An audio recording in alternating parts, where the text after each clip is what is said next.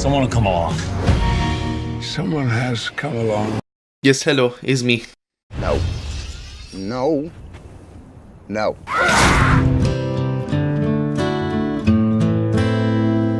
I hurt myself today to see if I still feel.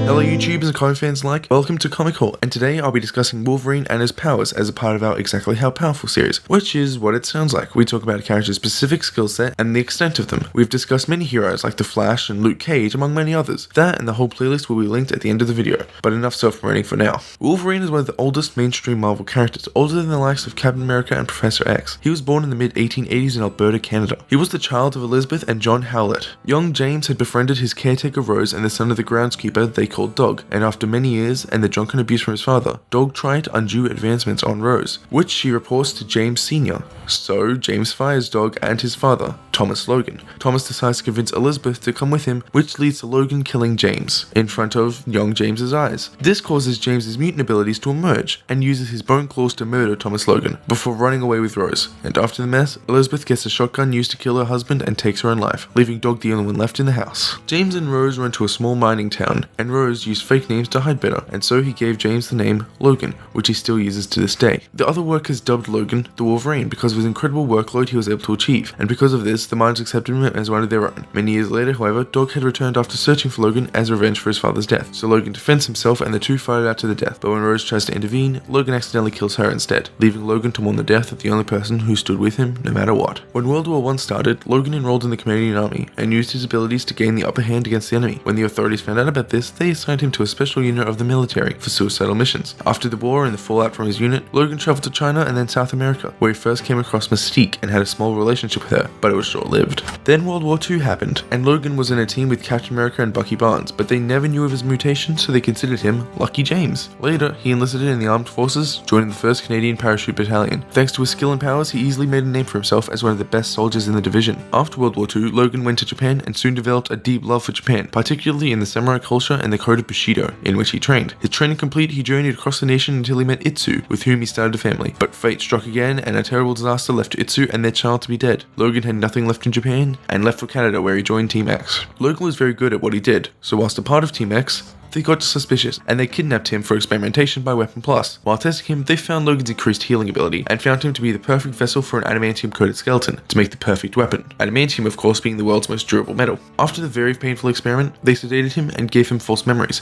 making it easier to control him. That didn't work, however, and he broke free from their control and escaped killing everyone in his path, and losing his memories in the process. Long after his escape, he was found by James and Heather Hudson, who were actually superhuman scientists who worked for the Canadian government division known as Department H, and they brought Logan to full health, and Logan started working for them, and after a few missions he was given a costume and a code name, the Wolverine. His most notable mission was to locate and capture the Green Goliath, better known as the Incredible Hulk, which is where Wolverine had his first appearance in comics. But when he couldn't defeat the Hulk, he was told to abort mission. It was around this point where he took the notice of Professor Charles Xavier. Wolverine was then approached by Xavier to join his X-Men, and Wolverine accepted. However, Department H implanted subliminal orders to assassinate Xavier, which Xavier removed promptly. Wolverine soon officially joined the X-Men when Xavier helped rejuvenate his lost memories, and thus the Wolverine we all know and love was born. On the assumption you clicked on this video because you have some idea on who Wolverine is, you probably know he has 3 razor-sharp claws and an increased healing factor. If you didn't know that, then that whole origin may have been a little confusing, but those are just the most basic of his abilities, and now that we have the bare basics, let's get into the nitty-gritty detail. The natural bone claws are a part of his original mutation and were likely there before the actual mutation, and were hiding beneath his skin during his childhood years. These bones were an extension of his own skeleton and in some weird way similar to Marrow, except for hers, it's wherever she wants, however she wants, how big as she wants, whatever shape she wants,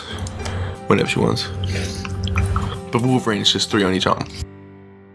Anyway, when they emerge, they pierce through the skin in between the knuckles of Wolverine's fists, and since it pierces through the skin, it bloody hurts, and they rest in the forearm of Logan's arms. And whilst a part of the Weapon X program, they inserted adamantium coating to his bones, which also bloody hurt. And as Marvelite, you may know that adamantium is the strongest metal in the Marvel universe, as it is almost indestructible, and it's coated around Wolverine's skeleton, and somehow making his bony claws razor sharp. But that's not what I'm here to discuss. This makes him extra resistant to certain burns and various incineration weapons. This, however, did make him very heavy, so he had to train real good to be able to carry himself, and even more so to be as strong and agile as he is. We'll get to that in a sec. Another noticeable disadvantage is electricity, as the metal in his bones will manage to conduct it, making it hurt a bunch more. His healing factor is one of the best in the Marvel Universe, being shown to even heal from single cells and treating bullets like a nudge from your best pal. It helps with the claws tearing through his skin every other second. This healing factor has allowed him to fight in multiple wars and walk out like it was nothing, if he wasn't kidnapped or cursed. His healing factor comes with many bonuses, like an extended lifetime or wondering if that little cut will leave a scar, but many problems such as seeing your loved ones die before you and getting a tattoo. His healing factor has helped him survive a nuclear explosion, as he healed from it, but only due in large part to his adamantium skeleton. But without his skeleton, like from the time Magneto tore it out, he went into an animalistic state. This was because the adamantium skeleton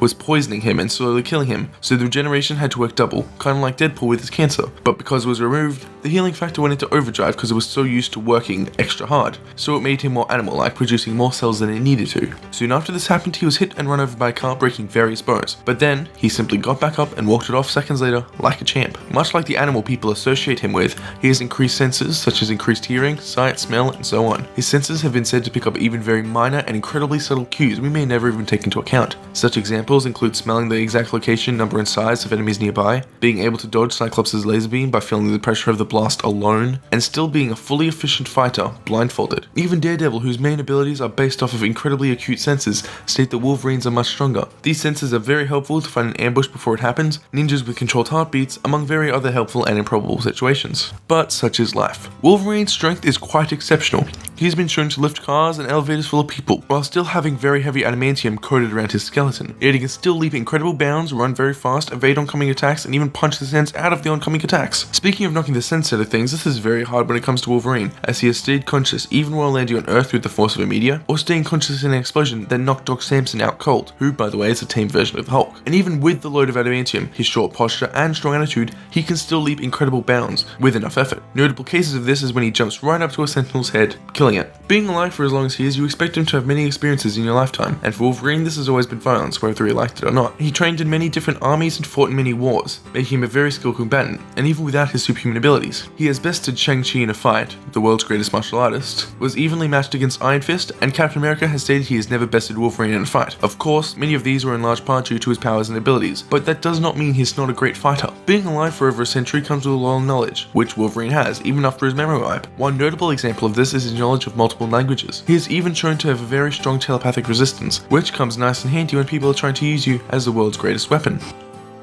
Thank you for watching my video in preparation for Logan. Now there was a butt ton of information I had to scope over to summarize, because Wolverine is such a big character to do such a short origin on, so that happened. However, my sources are in the description if you feel like you want to learn more. Anyway, feel free to subscribe for more comic book related videos, check out our most recent video, or check out our Exactly How Powerful playlist. And then there's my channel if you really care. You probably don't. You already clicked off, haven't you? And if you haven't, why aren't you subscribed yet?